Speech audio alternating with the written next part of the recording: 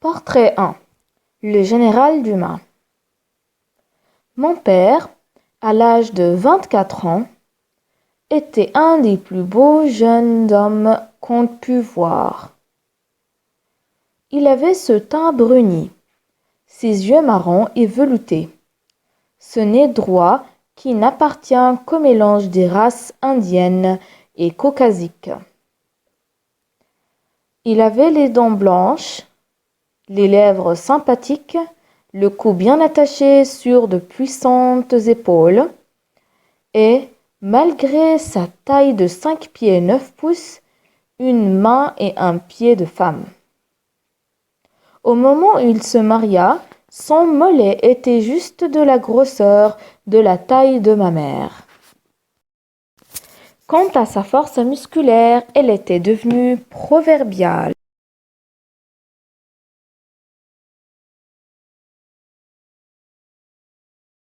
Dans l'armée. Plus d'une fois, il s'amusa au manège en passant sous quelques poutres à prendre cette poutre entre ses bras et à enlever son cheval entre ses jambes. Je l'ai vu et je me rappelle cela avec tous les étonnements de l'enfance, porter 2 hommes sur sa jambe pliée et avec ces 2 hommes en croupe traverser la chambre à cloche-pied.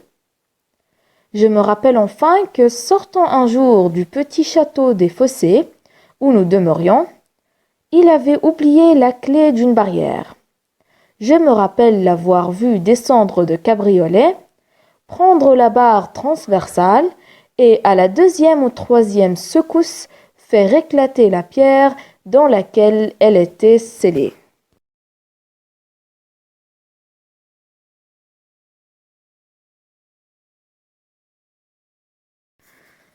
Portrait de le père de Chateaubriand. Monsieur de Chateaubriand était grand et sec.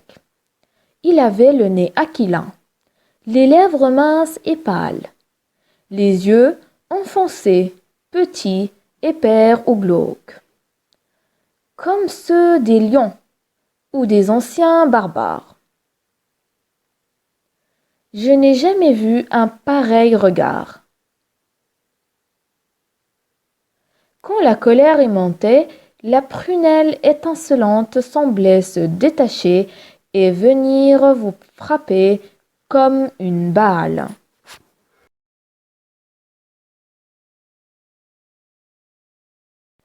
Portrait 3. Paul Négrel. Paul Négrel, neveu de Monsieur Hennebeau, était un garçon de 26 ans. Mince et joli, avec des cheveux frisés et des moustaches brunes.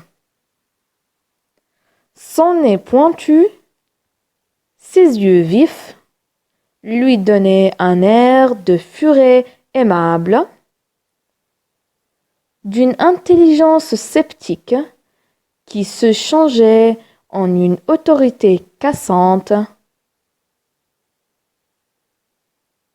dans ses rapports avec les ouvriers.